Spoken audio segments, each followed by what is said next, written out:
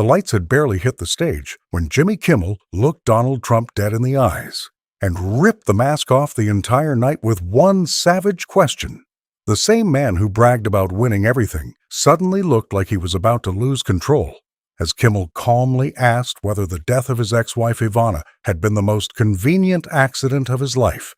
And before Trump could even finish turning red, the first devastating piece of evidence dropped, proving this wasn't an interview.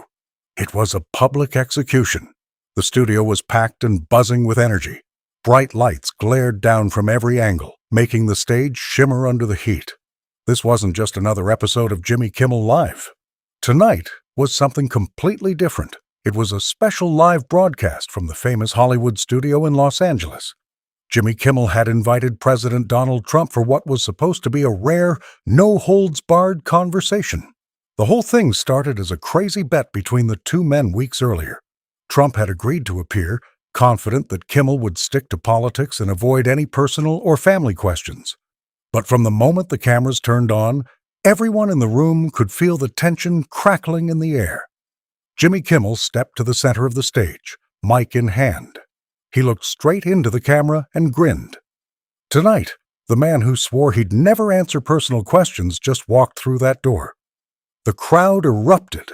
A second later, Donald Trump strode out from backstage, flashing that big familiar smile, waving like he owned the place. He shook Kimmel's hand, but as he leaned in close, he muttered under his breath, "No family stuff. We agreed on that." Kimmel just smiled back and said softly, "We'll see." Trump settled into the big chair, adjusting his tie, looking relaxed and in control. "Look, Jimmy, I'm here to talk about the wins. The economy, the borders, all the great things we did. I'm not here for gossip." The audience clapped. Kimmel nodded like he understood, then leaned forward a little. "Mr. President, a lot of people say they miss the old days. They wonder if you really fixed what you promised you would." Trump gave a short laugh and started to answer, but Kimmel didn't let him finish. "Including Ivana's death? Did that fix anything for you?" The words landed like a slap. Trump's face turned bright red in a heartbeat. He slammed his hand down hard on the desk between them. "You promised no family questions," he shouted, his voice booming through the studio. The audience gasped loud enough that it sounded like one collective breath. Kimmel didn't flinch. He stayed calm, sitting back slightly, watching Trump like he expected exactly this reaction. Trump pointed a thick finger across the desk. "This is bullshit, Jimmy. Total ambush." He tried to pivot fast. "You're just pushing fake news.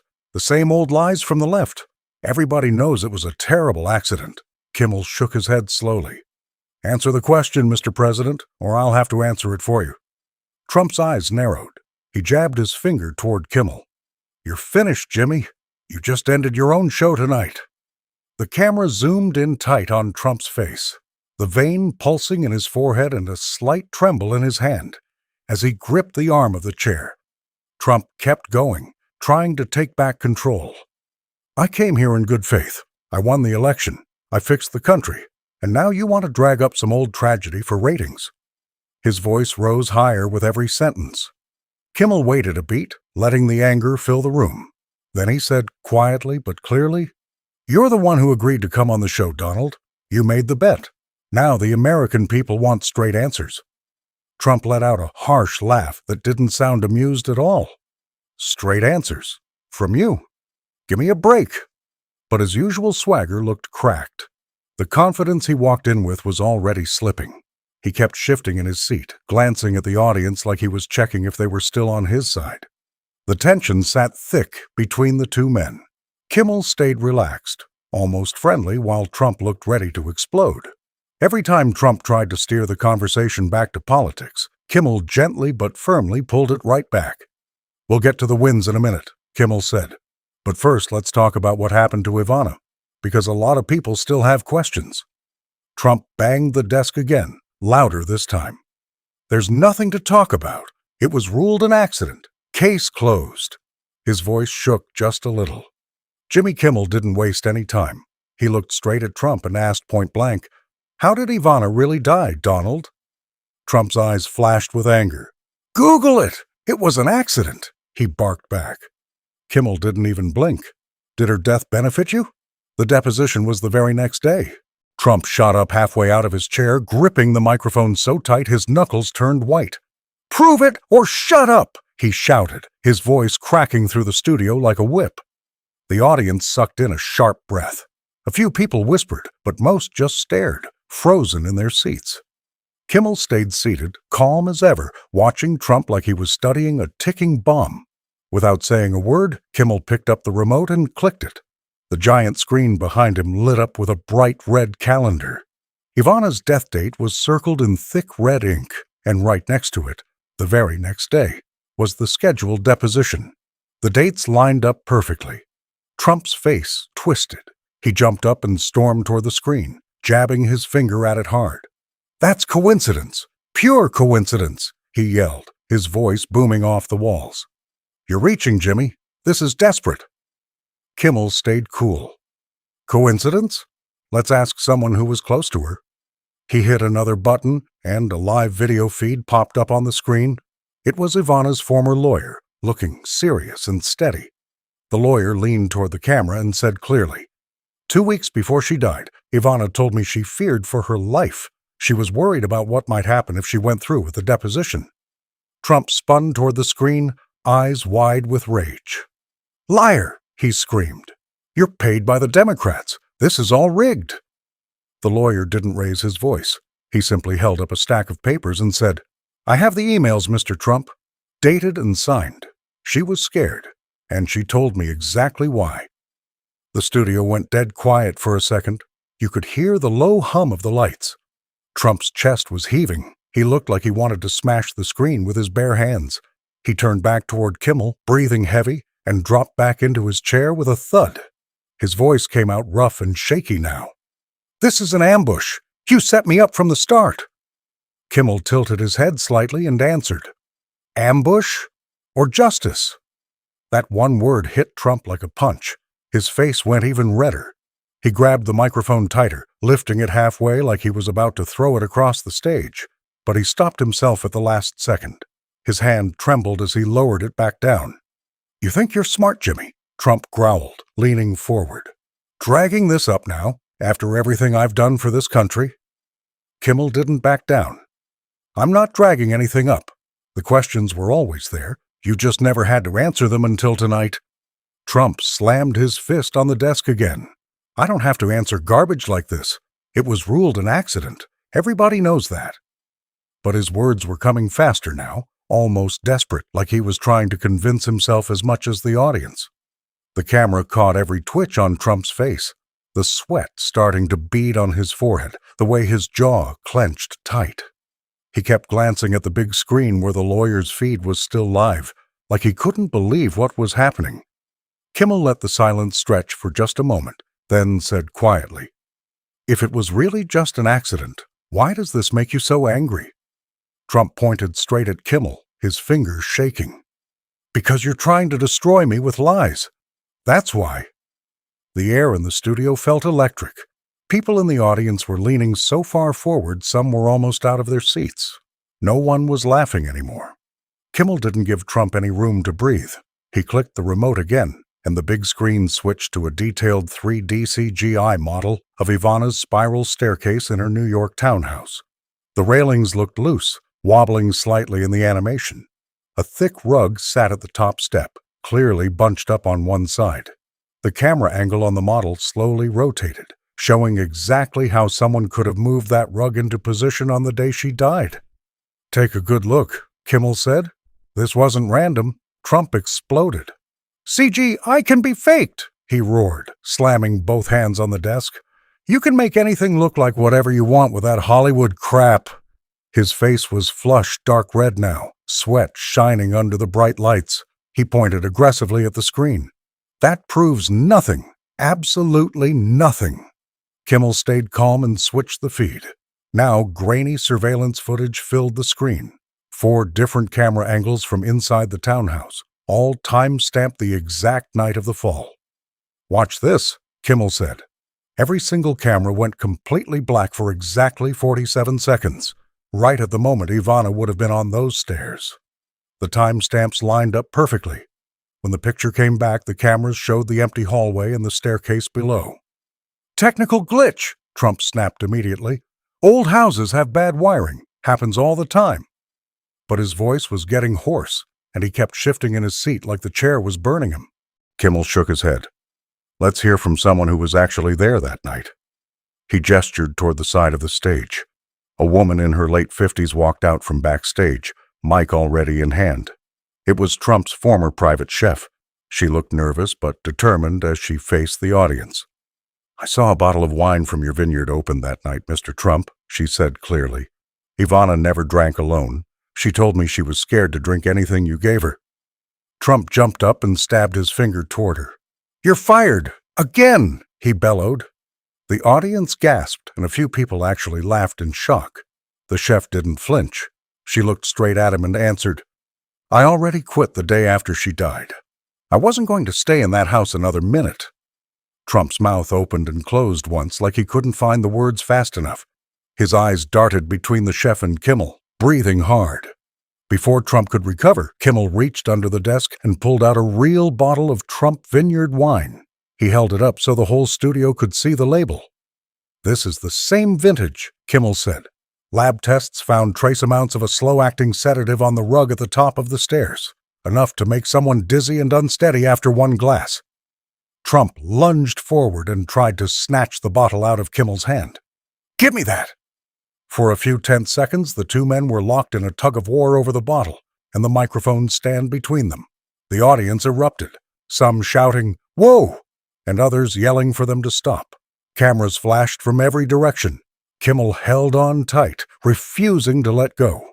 Finally, Trump released the bottle with a grunt and stepped back, his face turning a deep purple shade. "You planted that!" he shouted, voice cracking. "This is all a setup. You're trying to frame me." Kimmel set the bottle down carefully on the desk. "Nobody planted anything, Donald. The tests are real. The timing is real. The missing camera footage is real."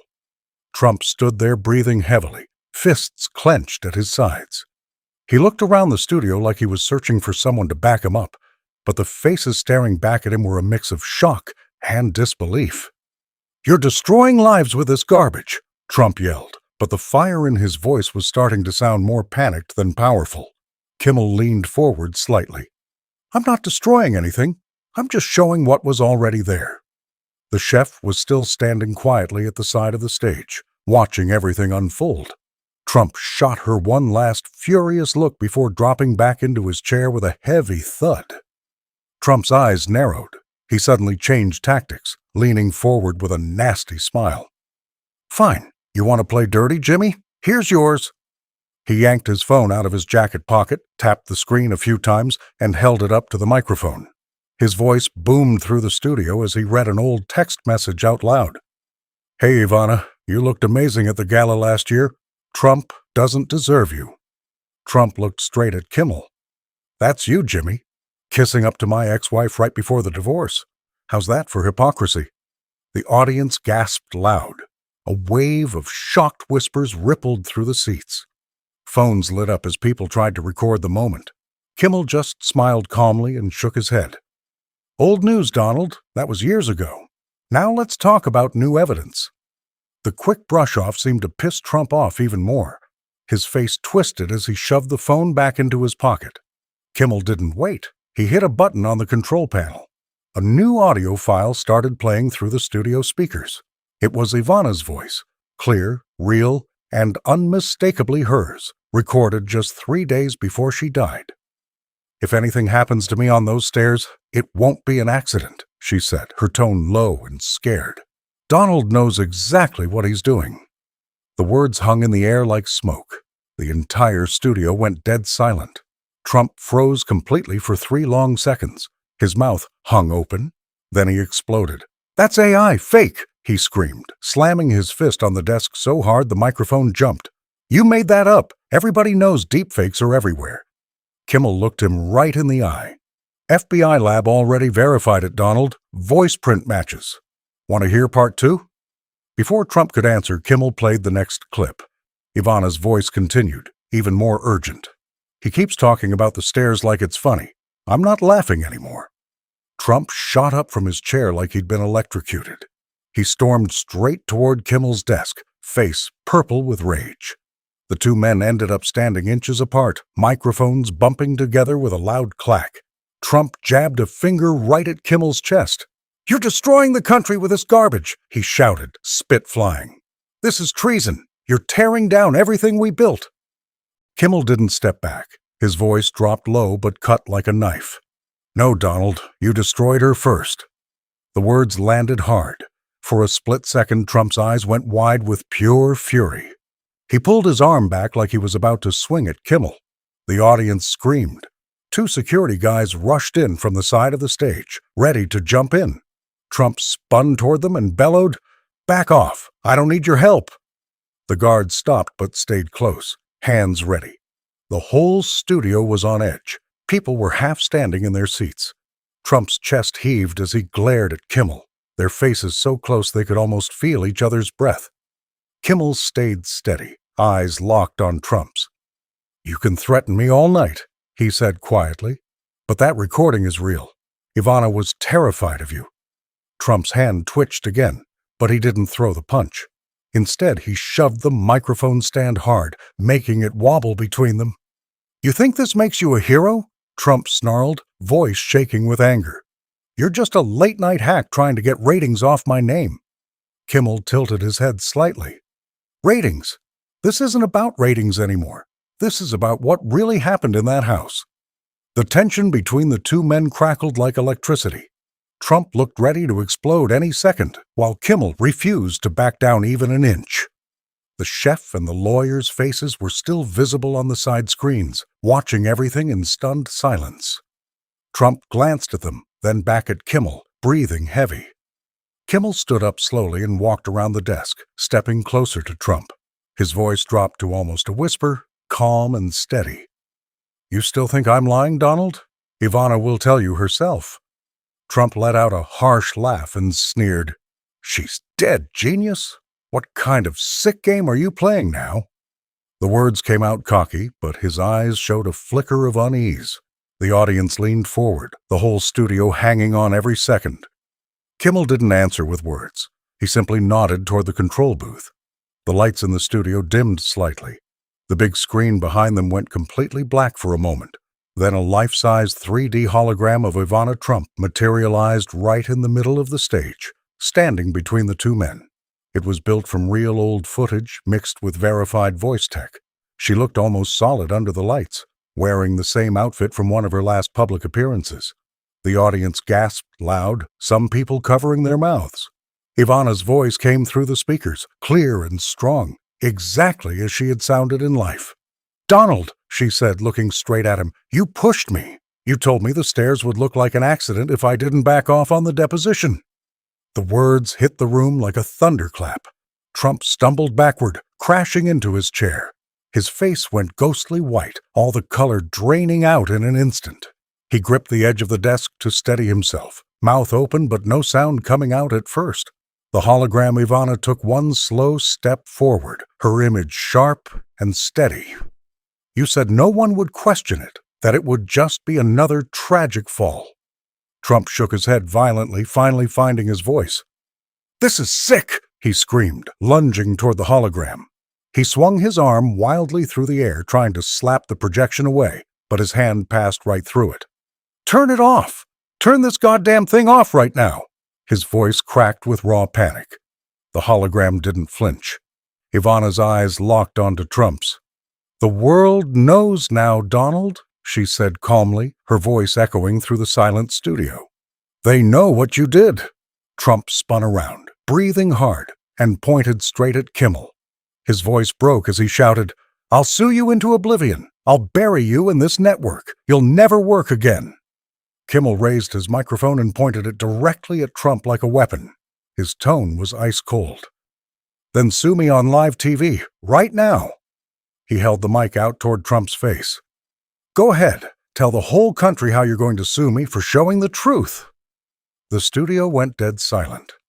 Trump stood there, chest heaving, staring at the mic like it was a loaded gun. 4 long seconds ticked by with no sound except the faint hum of the cameras. The audience didn't move. No one coughed, no one whispered. Trump's mouth opened once, then closed. His usual fire was gone, replaced by something raw and exposed. The hologram of Ivana still stood there between them, watching silently. Trump's hands clenched into fists at his sides. He glanced at the hologram again, then back at Kimmel. For the first time all night he looked truly cornered. The weight of millions of eyes watching live seemed to press down on him. Kimmel didn't blink, holding the mic steady, waiting. The tension stretched so tight it felt like the whole room might snap.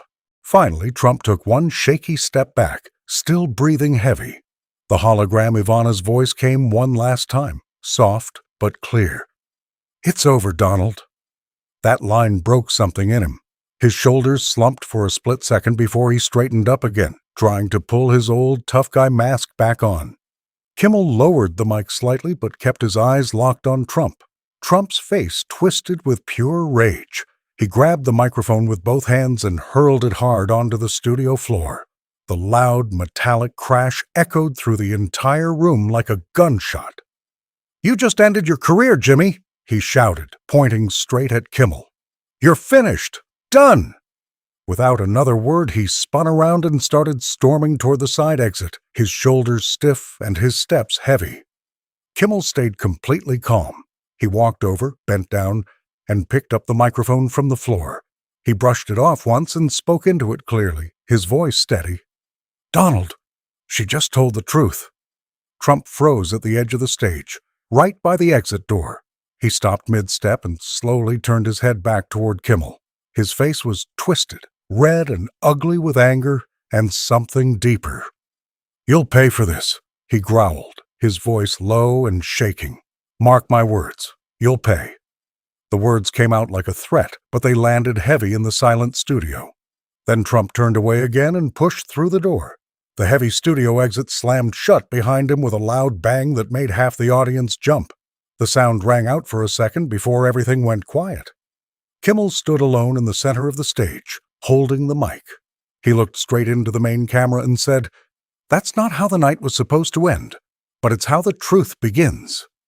For one heartbeat, the studio stayed completely silent. Then the audience erupted. Thunderous applause exploded through the room, mixed with loud cheers and shouts. People jumped to their feet, clapping hard, some yelling, "Jimmy! Jimmy!" and others just screaming in shock and excitement. The noise grew louder and louder, filling every corner of the studio as the cameras kept rolling. Kimmel gave a small nod to the crowd, still holding the mic as the applause kept pounding. The hologram of Ivana had faded, but her words still hung in the air. Trump was gone, the door was shut, and the night had exploded into something no one would forget.